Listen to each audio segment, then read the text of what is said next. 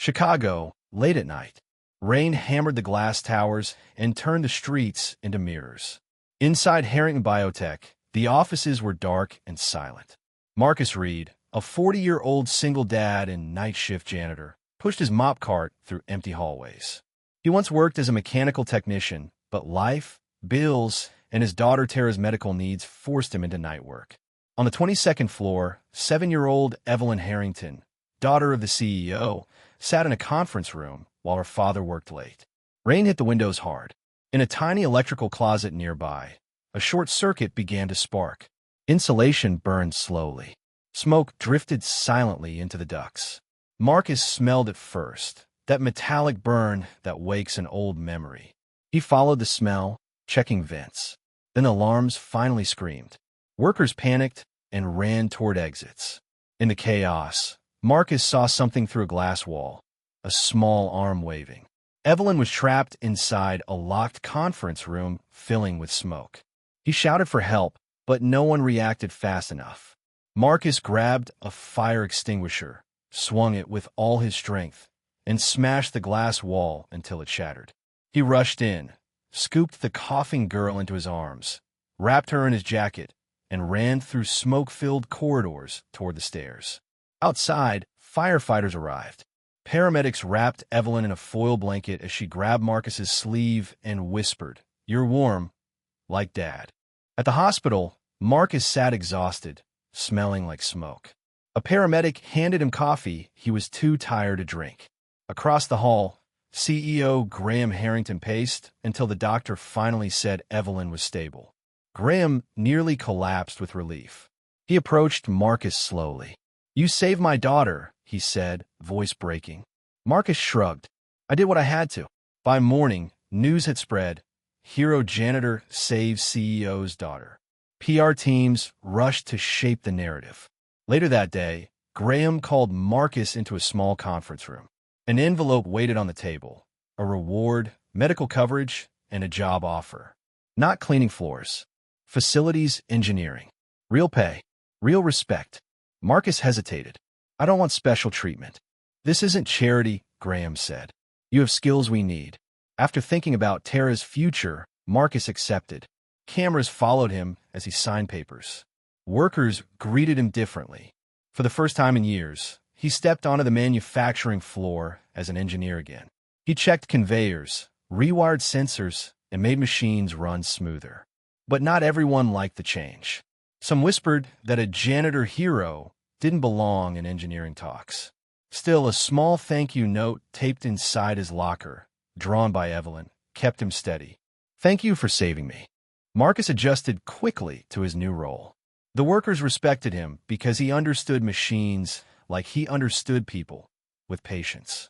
He taught line workers tricks to keep equipment healthy. At home, Tara hugged him tighter, knowing her dad now worked days. Meanwhile, Evelyn visited the workshop often. She and Tara became inseparable, drawing robots, playing with scrap metal pieces, learning how to solder small circuits. Marcus felt his life rebuilding itself slowly. But trouble brewed. A VP named Tyler hated that Marcus suddenly had influence. When a vendor batch had a minor recall, Tyler used it to question Marcus's judgment. Marcus defended himself with logs and data. It worked, but resentment deepened.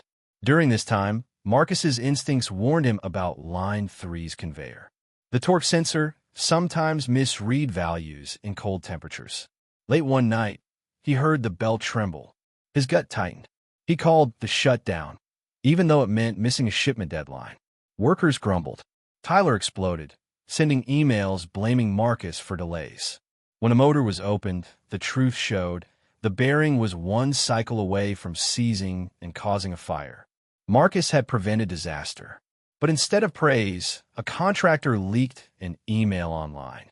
Janitor sabotages line for kickbacks. Social media attacked him. Marcus ignored it, but stress gnawed at him.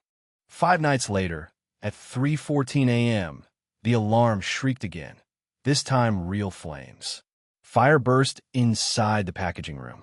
Workers panicked. Smoke billowed fast. And in the chaos, Marcus heard a small cough. Evelyn. She had come for a school project, and wandered near the packaging area just as the fire started. Marcus ran into the smoke without hesitation. Flames cracked plastic, sprinklers hissed, alarms blared. He found Evelyn crouched near fallen pallets, coughing hard. "I've got you," he said, lifting her. She clung to his neck. He ran through falling debris, ignoring burning heat licking his back. A contractor filmed instead of helping. Marcus didn't stop until he burst through the exit doors into freezing night air. Paramedics rushed to Evelyn. She wouldn't let go of him until they assured her he wasn't leaving. Graham arrived minutes later, shaken, eyes red. He grabbed Marcus's arm. "You did it again. You saved her again." Investigators later confirmed the fire was caused by contractor negligence, not Marcus. Tyler's accusations collapsed instantly. Workers hugged Marcus. One whispered, "We're alive because of you." Marcus walked home tired, clothes smelling like burnt plastic. Tara sent him a drawing, a stick-figure dad carrying a little girl out of fire. He smiled through aching lungs. Spring arrived. Harrington Biotech rebuilt its safety culture from the ground up. They started Project Beacon, and Marcus headed the audit team. His voice carried weight now, real weight. Executives listened. Workers respected him. Cameras stopped chasing drama. Life calmed.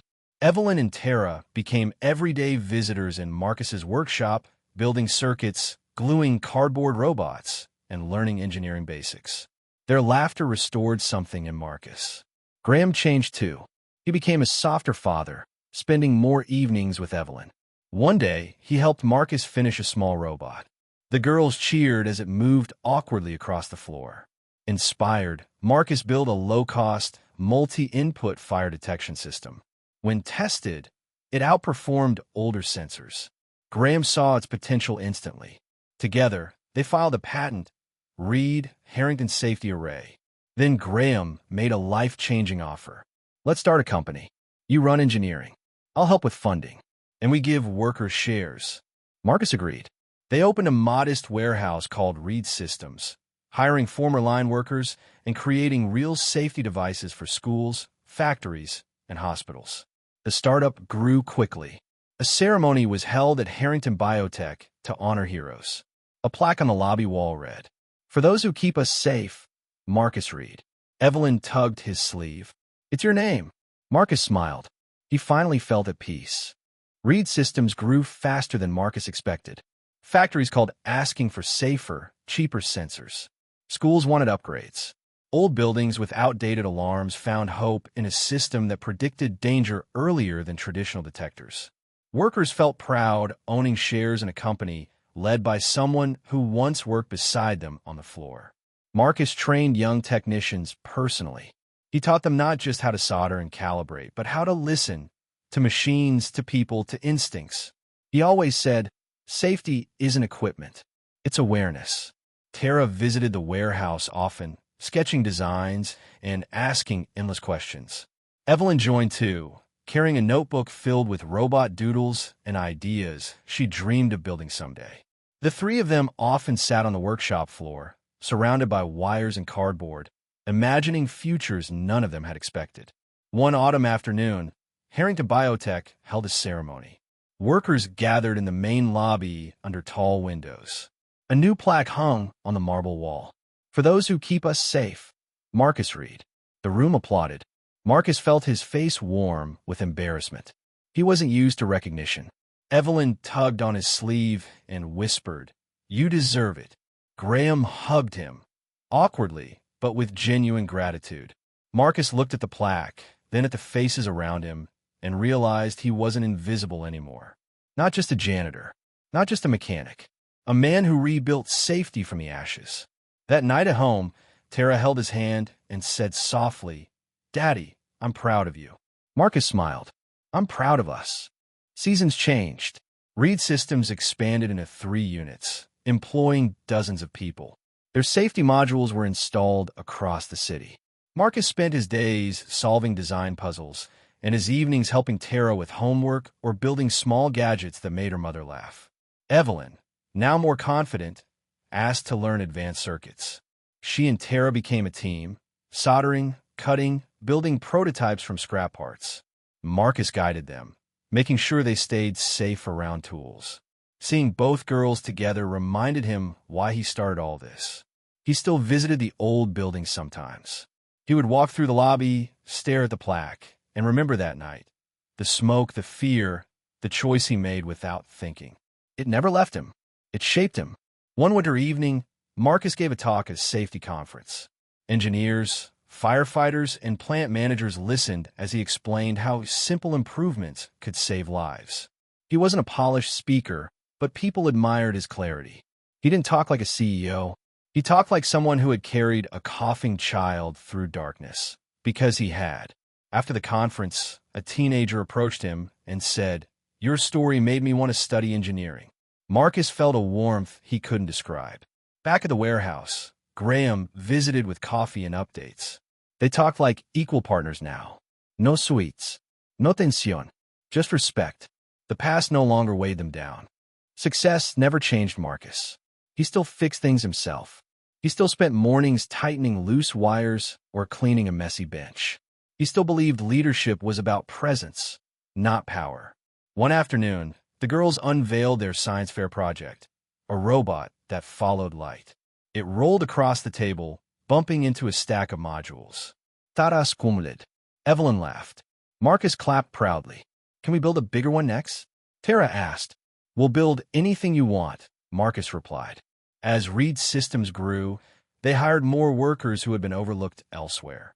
Marcus believed in giving chances, because one chance had changed his entire life. He created a small training program for teens interested in engineering. Many of them saw Marcus as a hero. He never accepted that label, but he appreciated the impact. One day, while testing a sensor batch, Marcus found himself remembering the night of the first fire. The heat, the glass shattering, Evelyn's tiny voice saying, "You're warm, like Dad." The memory tightened his chest. It wasn't fear. It was gratitude that he had been there, that he had acted, that both girls were safe. Later that evening, the girls ran into the workshop with new sketches. "We want to build a robot that climbs walls," Evelyn announced. Marcus laughed. "We're going to need better motors." Life felt full, not perfect but meaningful. Years passed gently. Marcus aged, but his hands remained steady, his instincts sharp. Tara grew into a young designer with a love for robotics. Evelyn grew into a thoughtful teen with a talent for engineering diagrams. Both credited Marcus for inspiring them. Reed Systems continued thriving, known for affordable, reliable safety modules. Their tech prevented multiple incidents across the city. Firefighters often thanked Marcus for making their jobs easier. He always replied the same way, just doing what needed to be done. Graham evolved too. The once intimidating CEO became a grounded leader, respected not for wealth but for listening. His bond with Marcus deepened. They often sat late at night discussing new designs, company culture, or raising daughters. They had become something neither expected, good friends. One afternoon, a father and daughter approached Marcus in the old lobby. The little girl tugged her father's sleeve and whispered, "Daddy, that's him." Marcus smiled and crouched down to greet her. She hugged him without hesitation. The father thanked him for his work, saying his building was safer because of Reed Systems. Walking home that evening, Marcus realized something powerful. He didn't just save Evelyn that night. He saved 100 futures he would never see, in buildings he would never visit, through devices he might never touch again. His legacy had already begun. On a quiet night, Marcus stood by the window of the old Harrington building.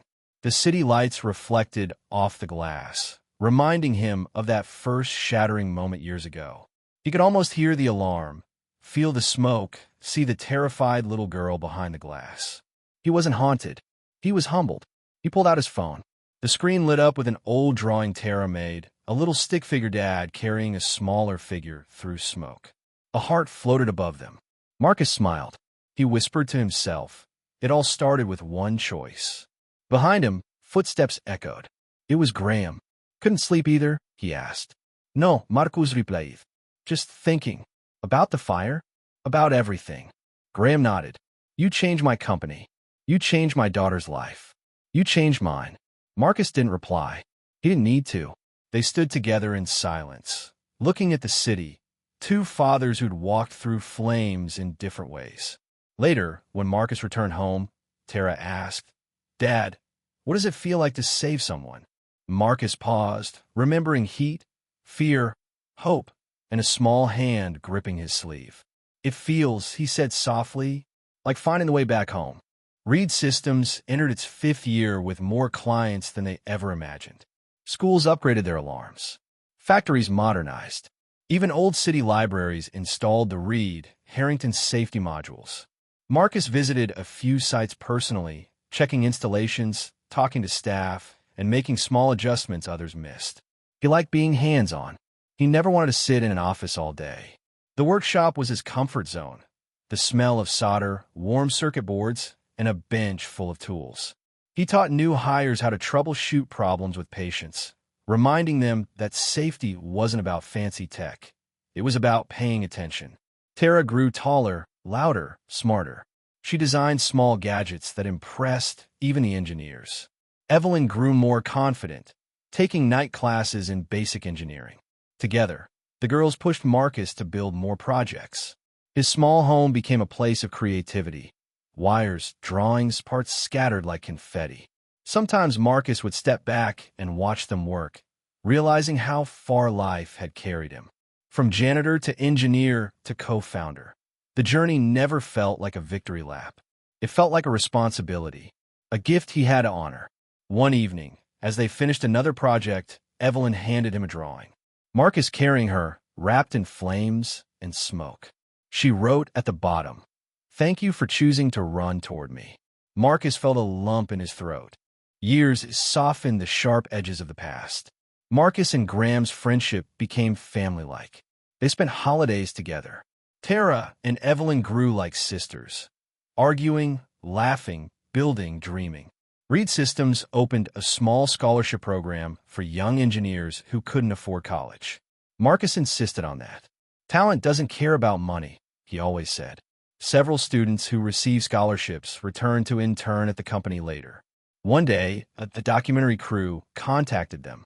They want to make a short film about the fire and the invention that followed. Marcus refused at first. He didn't like cameras. But the girls begged. Graham insisted. Eventually, Marcus agreed, as long as the story focused on safety, not heroism. The documentary aired online and gained thousands of views.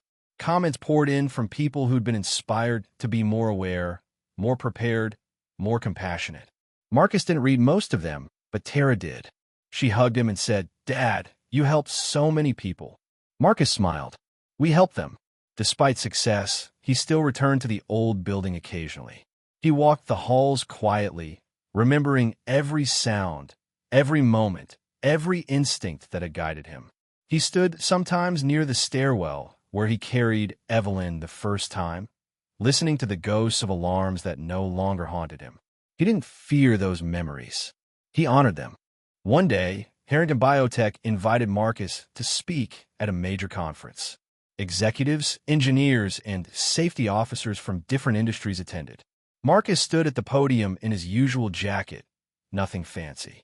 He talked about maintenance culture, fire pattern recognition, and why listening to workers mattered more than any spreadsheet. People clapped. Some cried. Someone whispered, "That man saved a generation of safety rules." After the talk, a firefighter walked up to him and said, "Your system prevented a major warehouse fire last week. We saw the logs. You saved people you'll never meet." Marcus nodded quietly. Impact never needed applause. When he returned to the warehouse, the girls ran to him with a new idea. A robot designed to help in smoke-filled rooms by mapping exits. Marcus laughed. "Ambitious. We learn from the best," Tara bragged. Their little robot became a symbol of the future, a future built not on tragedy, but on response and hope. Graham visited later and stood watching the girls test motors. "You changed their lives too," he murmured. Marcus nodded. "They changed mine first." As evening fell, the warehouse lights glowed warm, and Marcus realized this was his world now. Not fear, not smoke, but creation. Time kept moving, gentle but unstoppable. The company expanded, hiring more workers, building better modules, and testing advanced prototypes. Marcus, older now, let younger engineers take over heavy tasks while he focused on teaching. One evening, as he cleaned up the workshop, he found Evelyn's old thank you note in his drawer. "Thank you for saving me." The paper was worn, edges soft. He pressed it to his chest for a moment, remembering everything. Later that night, Graham asked Marcus to join him at the old Harrington building. The lobby was empty, quiet, lit by warm lights reflecting off clean floors. The plaque still hung there, untouched. Graham ran his fingers across Marcus's name. "I come here sometimes," he said softly, "to remind myself what matters." Marcus stood beside him, staring at the plaque, then at the city lights beyond the glass. "This place changed me," Marcus admitted. "It changed me too," Graham replied.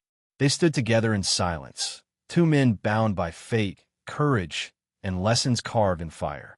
On his way out of the building, Marcus paused at the window. The city glowed gold and blue. He could almost see his past self pushing a mop cart through these halls, invisible, tired, unnoticed. Now, he wasn't invisible. He wasn't forgotten.